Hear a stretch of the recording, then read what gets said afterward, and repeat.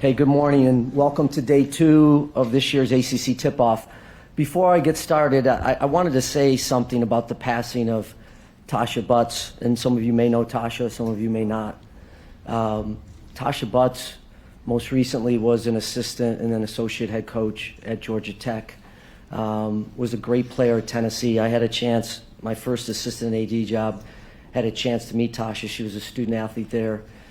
Had a great playing career at Tennessee, played professionally, and then became an assistant coach, and her dream was to be a head coach. She got that dream last March when Georgetown hired her, and she passed away on Monday after a long battle with breast cancer. And I had not seen Tasha in nearly 2 decades after I saw her on the campus at Tennessee, and she was just so full of life and just such a special woman and a special person, and too young. And I had a chance to talk with the women's coaches yesterday and said the same thing. And so I appreciate you letting me start today. But I think it's a reminder of the frailties of life, and but just how powerful people are. And I know Tasha leaves an unbelievable legacy, so our thoughts and prayers are with the entire Butts family. So thank you for allowing me to say those words. Listen, yesterday was a terrific first day of ACC tip-off, showcasing our 15 amazing women's basketball teams. During the summer, I think a lot of you know, Jackie Carson joined our team as a senior associate commissioner for women's basketball, and she's done a tremendous job in her first 3 months. We also hired Barbara Davis from the Big East as our director of women's basketball, and we know their additions will be extremely beneficial to the ACC and its membership. Yesterday, we also welcomed Tori Verdi, who was named Pitt women's basketball coach last spring, and the day was a chance to celebrate what makes ACC basketball so special: our student athletes, coaches, and programs. We're extremely proud to head into the season with a nation's best 7 teams ranked in the USA Today Coaches Poll. The collective strength of ACC women's basketball has been well established. Consider our postseason success. First, we led all conferences in 2023 with 8 NCAA tournament teams. Last year marked the 5th consecutive NCAA tournament in which 8 teams were selected, also the most of any conference in that span. ACC teams have made 5 trips to the Final Four in the last 5 NCAA tournaments, and with Virginia Tech representing us last year. 9 different institutions have represented the ACC in the women's Final Four. The ACC is the only conference to have at least 3 teams in the Sweet 16 in each of the last 9 NCAA tournaments. And finally, the ACC also owns the most NCAA tournament wins, 119 of any conference in the last decade of competition. Pretty remarkable. After spending a full day with our student athletes coaches yesterday, I assure you there's incredible excitement, and it's going to be a season for all of us to remember. Today we turn our focus to ACC men's basketball, and we know there's never a shortage of anticipation for our teams and our conference. This year, we welcome 3 new coaches to the ACC sidelines: Georgia Tech's Damon Stoudemire, Notre Dame's Micah Shrewsbury, and Syracuse's Adrian Autry. Our men's basketball teams continue to excel. Consider the ACC has captured 3 of the last 8 NCAA championships, with 99 NCAA tournament wins in that span. Current ACC schools have won 8 NCAA titles in the last 22 tournaments and own 17 national championships overall.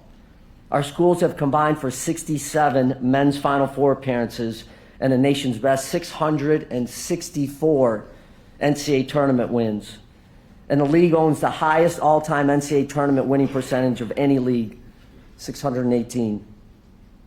All 15 ACC league members own a staggering 1,000 or more all-time wins, including 8 schools with 1,500 victories or more. Finally, 4 of the top 8 and 6 of the top 30 winningest programs in the NCAA Division I basketball history reside right here in our conference, the ACC.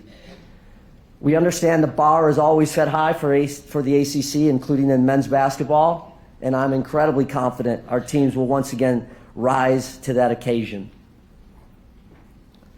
A lot has happened since we were together this summer at ACC kickoff. It's always terrific to see so many of you during my travels to our campuses and to our other events. The ACC and its membership continue to be national leaders. Academically, the ACC once again leads all FBS conferences in this year's U.S. News and World Report rankings.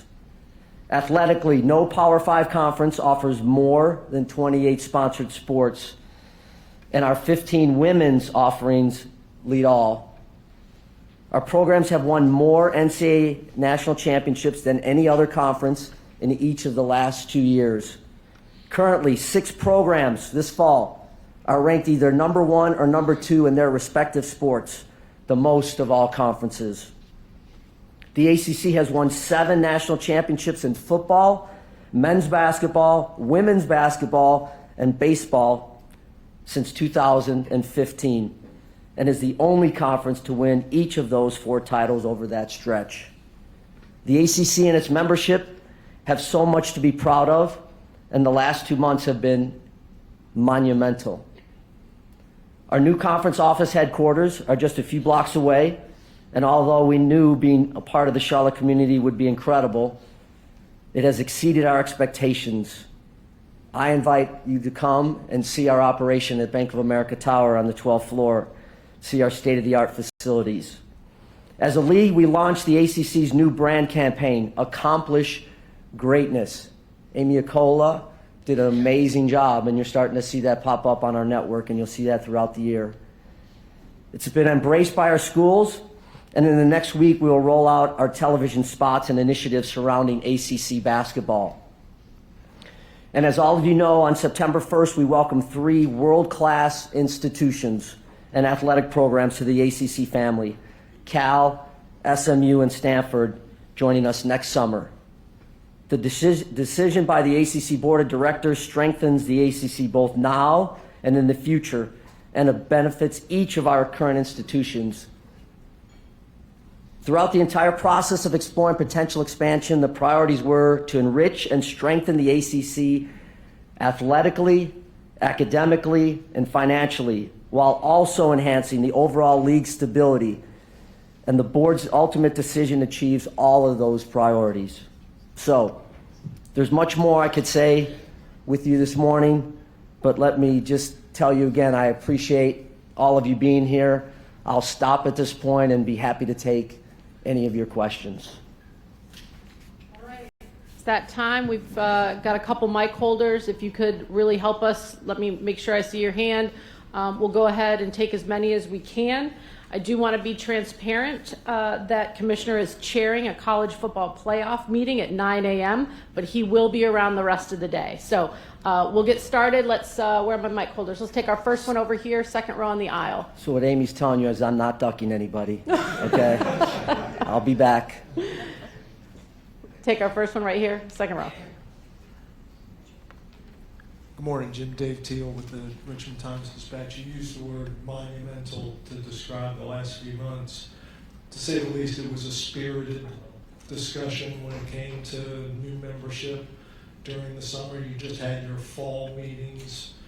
Where would you assess the membership right now, just in terms of everyone being content and aligned? I've never been more confident in the league than what we just went through over the last 3 or 4 months. So let me articulate it a little bit further. First, we talked about having a different distribution of revenue, success initiatives that we made a public statement about in the spring, in May, after the board meeting. We have moved quickly on that, and we'll distribute dollars differently for the first time. So we listened to the membership on that. Secondly, we have this amazing brand campaign that Amy led, Accomplish Greatness, which I think we've needed to do to modernize and forward face our ACC brand. We've had the expansion piece that you've talked about, and we moved to Charlotte. Listen, the expansion piece, as I indicated, Academically, there's no one that can tell me or anyone else that those aren't three really good schools that fit the ACC.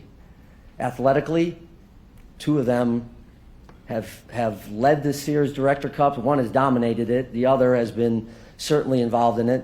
Funnel more, I think, student athletes, those two schools, than any other two in the country. And also have had good history in a variety of other sports. They bring two new markets to us: San Francisco, the Bay Area, and Dallas-Fort Worth. We are a national conference. We've been a regional conference.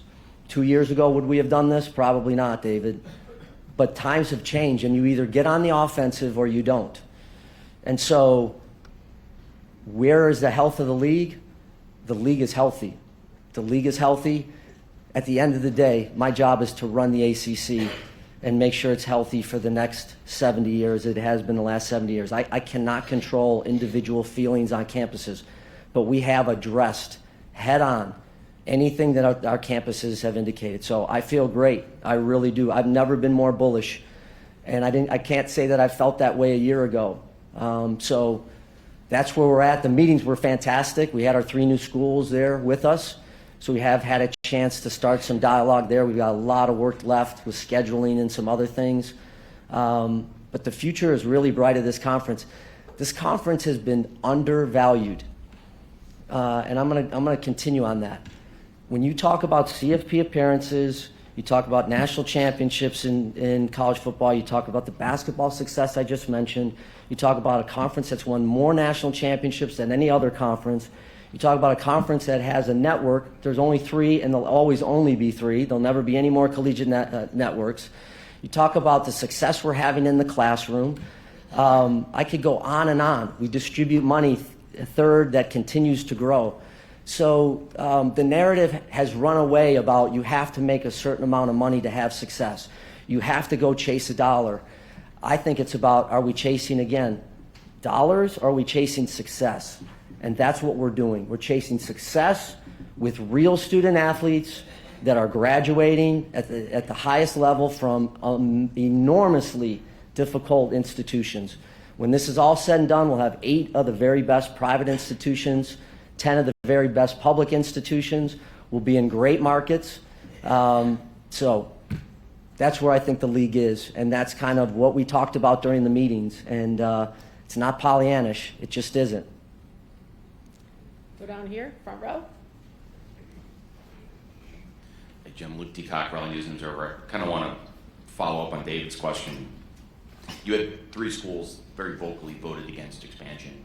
There are rumors and texts sent to your ADs talking about potentially one school using private equity to go independent. You've had schools that this was not a unanimous vote. What can you do now to keep any schools that were against expansion in the fold? Or one of the stated things that your ADs and president said after expansion was, we have to get to 18 because if we lose schools, we need to stay above 15. That was a logic that was given to us. To what degree are you guys preparing for a future without some of your current members? Good morning, by the way, Luke. It's good to see you. I cannot control individual decisions on campus, and we can't. And so we have absolutely listened. I've tried to be a really good listener. And so it hasn't fallen on deaf ears. We've been proactive. The distribution of dollars with Success Initiative is part of what I'm hearing, and maybe a majority of what I'm hearing from some of the schools that have been vocal about it. Getting to 18 protects the ACC now and into the future. Schools will ultimately make the decisions that they want. But what I keep hearing from them is they like being in the ACC, and we are making progress, and we have addressed some of the things that they've talked about. So I would really encourage all of you to go back to whatever schools that you want to discuss that. As far as not a unanimous vote, in 2004 and 2005, the ACC made offers to Virginia Tech, Miami, and Boston College. That was not unanimous. Carolina and Duke, from what I remember, voted against it. So people made a big deal, I know, about NC State and North Carolina separating in their vote. There's history there. And at the end of the day, we had a high threshold. You're talking about 80% of the league voted in favor of that. I'm not sure in this world you can get 80% of vote on anything, on any issue. And so we move forward together. I don't feel any hangover by any of the schools that may not have been in favor of the expansion piece of it. Zero. All right, we're going to go right over here to the very front. Give us a second. Looks like we're down a mic. Hey, Commissioner Phillips, Royal Howell, Carolina Blitz. Commissioner, you mentioned the conference being undervalued, and last year I know a lot during conference calls, coaches felt like there wasn't enough exposure for ACC basketball. Since 1997, out of 27 NCAA tournaments, the ACC has had a team, 20 teams at least, make the Final Four. What can the coaches do to bring more exposure to the ACC? Is it more just coaches talking about the conference as a whole? What can you see from coaches to bring more exposure to the ACC? It's good to see you this morning.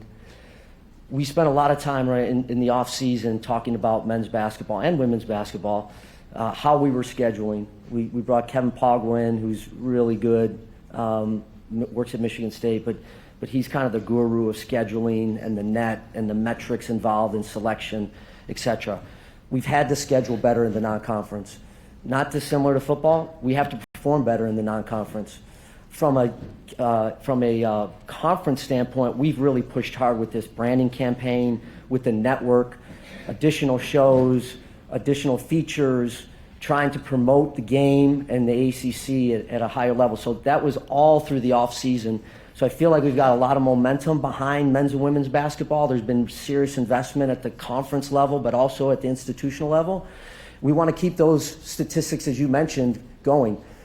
The history of the ACC, some could argue, I think it's the best basketball conference in the country. Maybe the last few years we haven't performed or won a national championship like we always go into the season hoping for.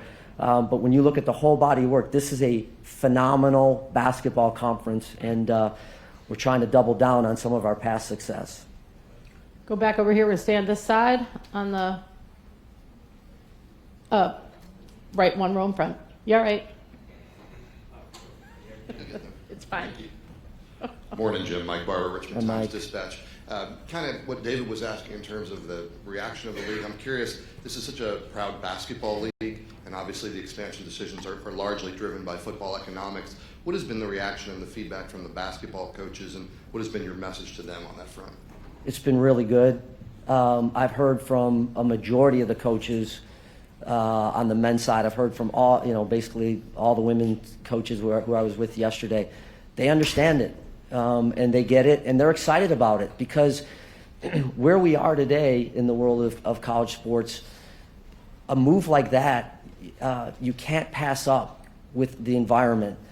A chance for our schools to get into the Bay Area, our current 15, and then get into the Dallas-Fort Worth, they recruit nationally, and now we have a chance to go out there. The travel is something we spent time on, and I think that's the biggest question the coaches have.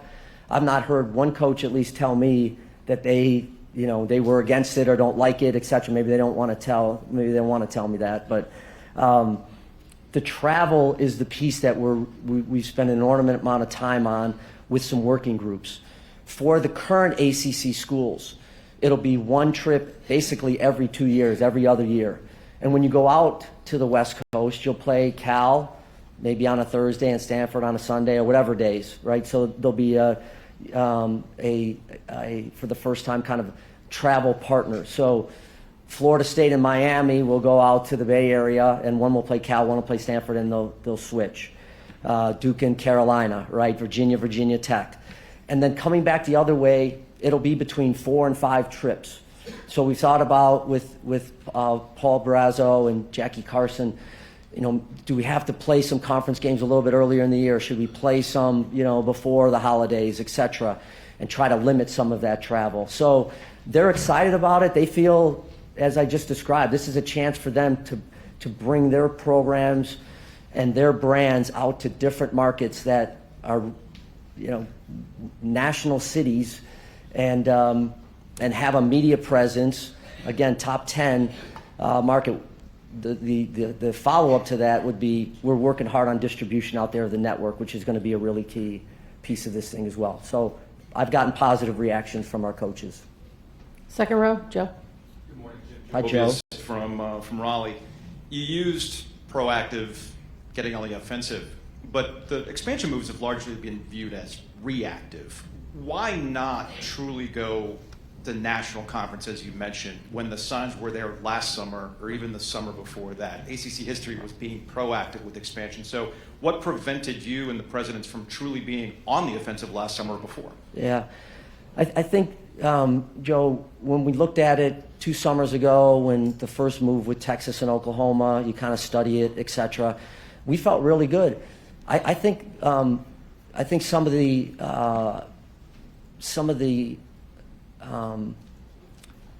vibes and some of the conversations we had with individual institutions, Joe, that became apparent that we needed to try to do something financially as well as protect the fortress. So we felt we were very proactive. We had many calls, hundreds of hours of time with the board as it relates to taking a look at, would this make sense? Would this group of schools make sense? Would this particular school make sense? And when we got into the spring and into the summer, I think it kind of all came together. Stay on this side on the aisle. Yeah, good morning, Jim. Mitch Northam, North Carolina Public Radio. Hi, Mitch. The ACC women's basketball tournament's going back to Greensboro for, I think, the 23rd time in 24 years. Is this the long-term home for the tournament, or is the conference interested in exploring other venues, maybe a rotating model like the men's? Mitch, really good question. We are talking with our coaches and looking at scheduling in totality. Greensboro has been a wonderful home for the women's tournament and for the men's tournament. We will certainly continue to populate Greensboro with our championship, but we're in a new home as well in Charlotte, and we want to take advantage of this world-class city. So I think what you're going to see this fall is you'll see an announcement that will take us maybe over the next 3 or 4 years with our basketball tournaments as well as our Olympic sports. Here in the state of North Carolina, there were some commitments that we made to the state in order to stay here and receive some funding.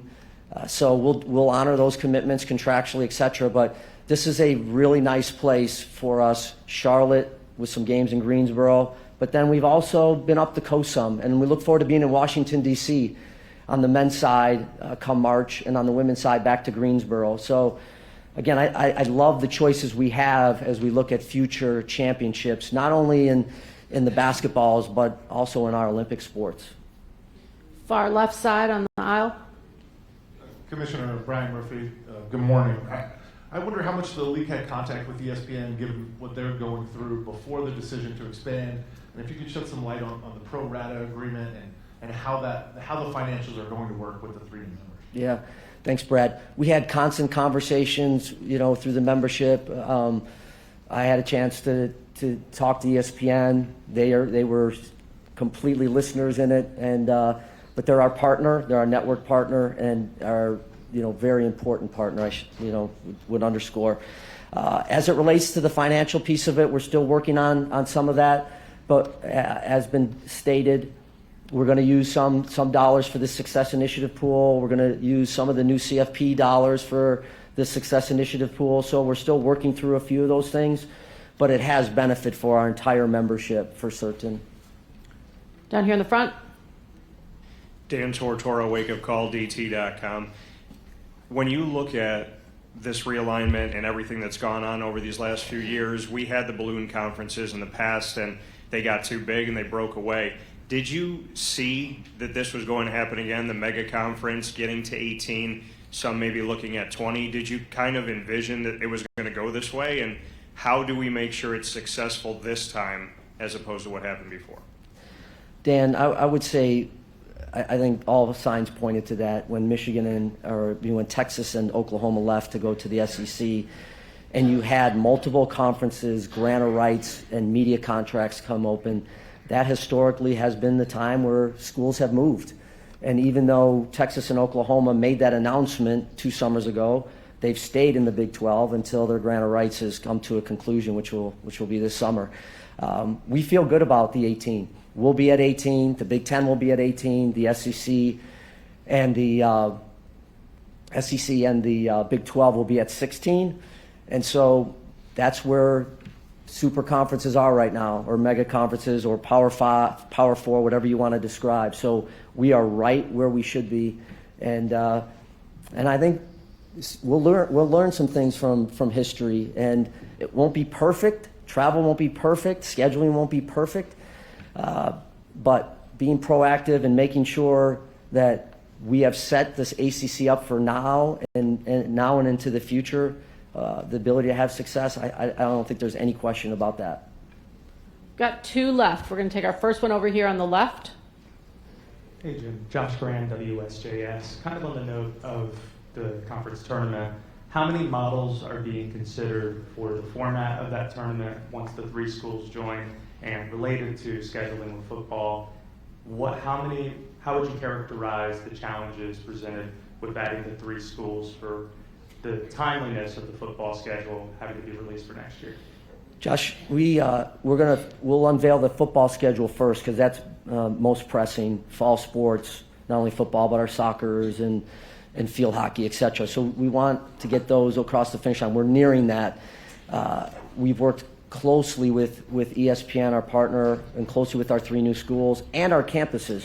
We've had too many iterations to name the number of, but I feel really good about that, while also protecting some very important rivalry games and some rivalry games that we have with other conferences. So it's been the ultimate jigsaw puzzle, but feel very, very good about that.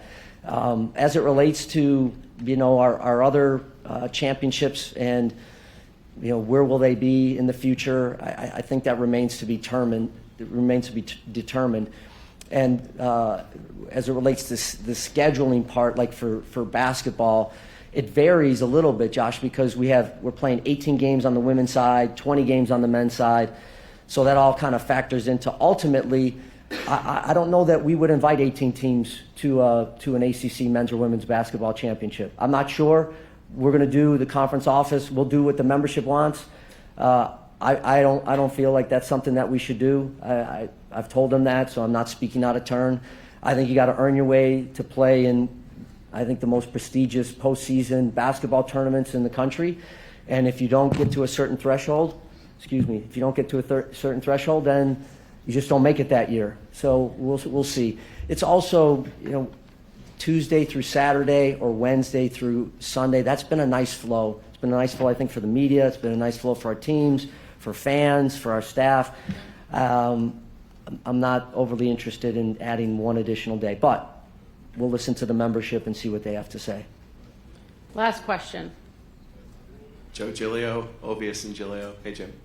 Hey, Joe. At the risk of being crazy blunt, is it a bug or a feature that the 3 schools you're adding are not very good at football, and 2 of them in California aren't very interested in supporting football?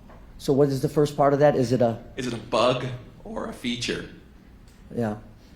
I would just say this. Those 2 schools have had success in football in the past. David Shaw did an amazing job. So they're going through a transition there. Cal has had good football as well. And SMU's really good. They may be at the G5 level, but you'll see them, I think, immediately perform well in our league. So, again, you can look at a moment in time. Joe, I appreciate it very much, and I understand that. But in totality, I feel really good about what they can do in the ACC, and so does the membership. Commissioner, thank you. Thanks to each of you. We're going to flip this room, get ready for our coaches and student athletes. And again, we're around the rest of the day. Let us know how we can help. Thank you.